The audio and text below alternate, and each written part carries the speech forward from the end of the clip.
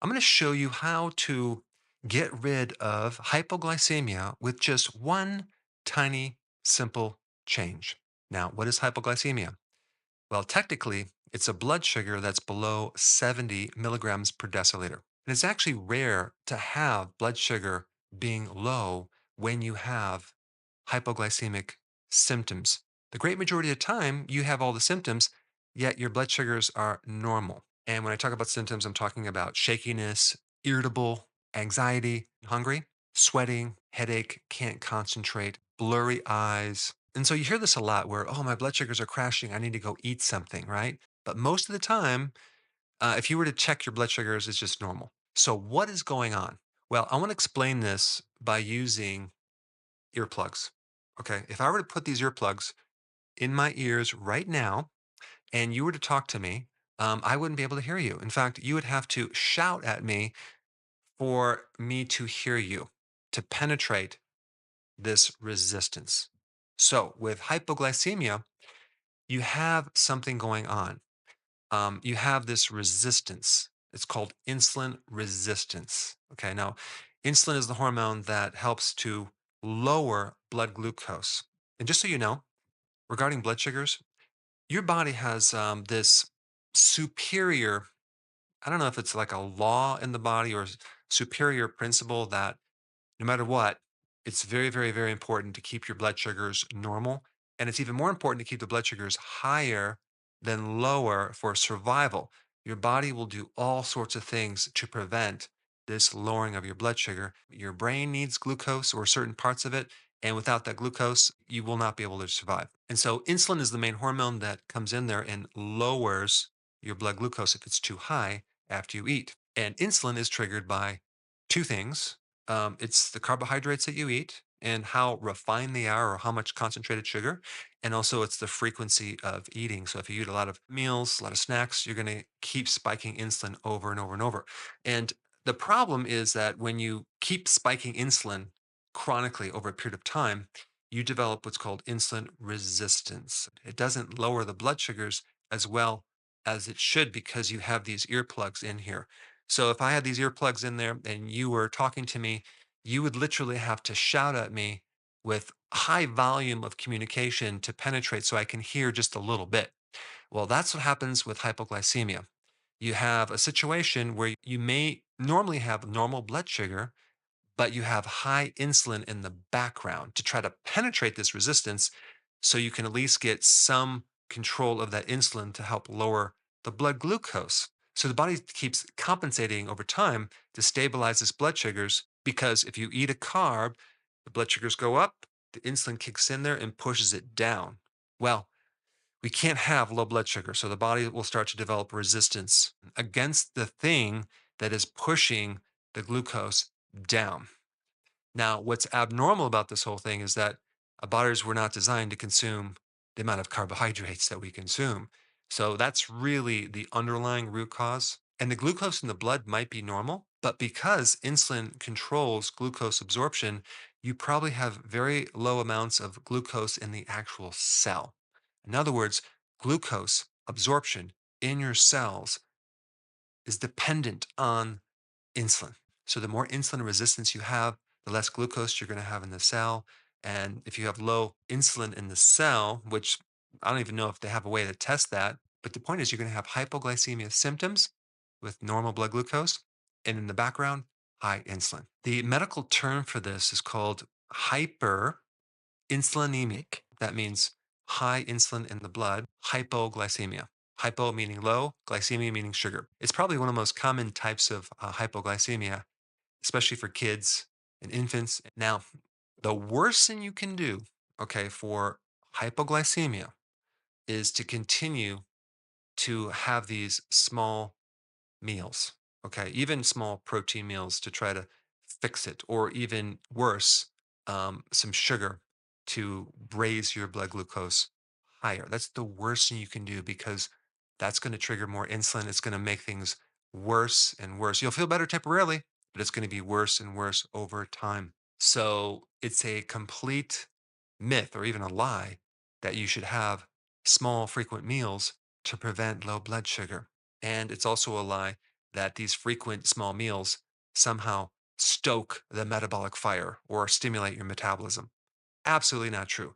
And it's also a myth that breakfast is the most important meal, even though I used to recommend it. I don't recommend it anymore because actually, when you eat, it stimulates more hunger about an hour and a half later. Why? Because of this whole insulin thing that's going on in the background. How do we fix this? You have a couple different types of fuel that you can run your body off of. The majority of the population is running their body off of glucose. And so when you're doing that, oh my gosh, you are dependent on trying to get glucose all the time because we don't store a lot of glucose. We only have a very small storage of glucose. It's called glycogen. It's in your muscle and your liver. And when that runs out, oh my gosh, we need quick energy, right? We need glucose.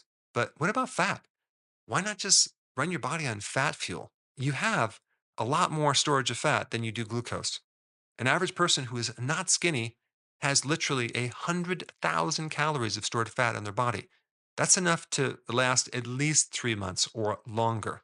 The world record of the person who fasted the longest was over a year without food, and they survived and they lost a lot of weight. The point is, you have almost an unlimited ability to run your body off fat fuel. And our bodies were designed to do that. And I'm now going to convince you that that is the best fuel to run your body off of. And when I say fat, I'm talking about fatty acids and ketones. Ketones are one of the byproducts out of fat. So you can run the body on a combination of fatty acids and ketones, but they both come from fat. What's really cool about running your body off of fat is it only takes a few days to switch over to this new fuel system that your body's going to be like, wow, this is a lot better than the glucose because my appetite went away and I feel so much better. Big thing that's so beneficial about ketones and fatty acids is that you don't need insulin as a hormone to be involved. So this glucose fuel is dependent on insulin. So anything that is connected with insulin resistance, like all the problems like metabolic syndrome, high blood pressure, high cholesterol, belly fat, liver fat, inflammation, dementia, all these body problems, and there's quite a few. And you pretty much bypass any of these problems that are associated with insulin resistance. They tend to go bye bye when you start changing over the fuel system. Now, deep inside your cells, you have the mitochondria. That's the energy factory of the body. And deep inside the mitochondria, you have something called the Krebs cycle. And it's really complex, but it's basically converting glucose into energy. But when you run your body on ketones and fatty acids, you don't need to involve all those different steps that are involved with glucose. You only need to use one or maybe two of these many different biochemical steps that glucose needs. This saves you a lot of energy. So it's like running your body off of a much better machine and it produces a lot more energy. When you run your body on ketones and fatty acids, you actually take a huge stress off the mitochondria. And if you don't already know this, the majority of non infectious diseases that we experience involve the mitochondria. And I'm including cancer at the top of the list. When you run your body off too much glucose, it destroys the mitochondria with all sorts of reactive oxygen molecules. I'm not going to get into the weeds with that, but the point is that there's a lot of side effects when you run your body off too much glucose.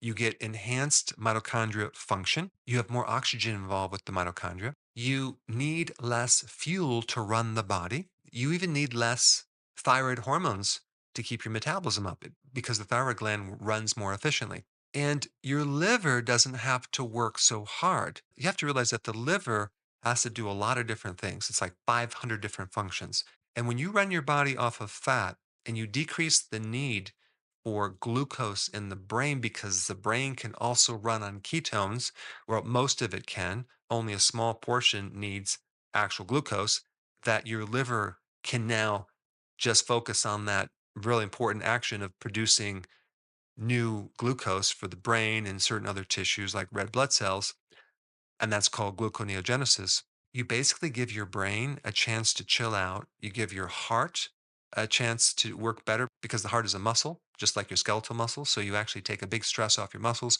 You also take a big stress off your liver. There's only one thing, just one simple thing you need to do, and that is this: lower your carbohydrates below 50 grams per day. That's it. And when you do that, the body will start to transition over, okay, within a few days to this new fuel system.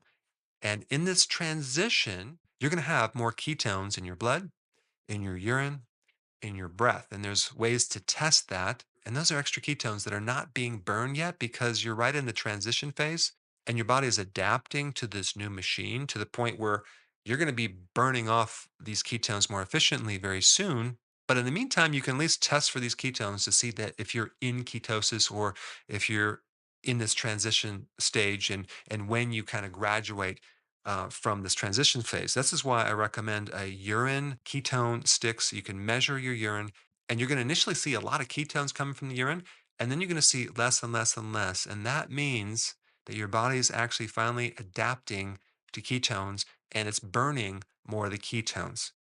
A better test at that time to switch over to is the blood ketone test, and you can get these kits. So, all you need right now is a simple explanation on how to do this switch. And for that, I put the video up right here.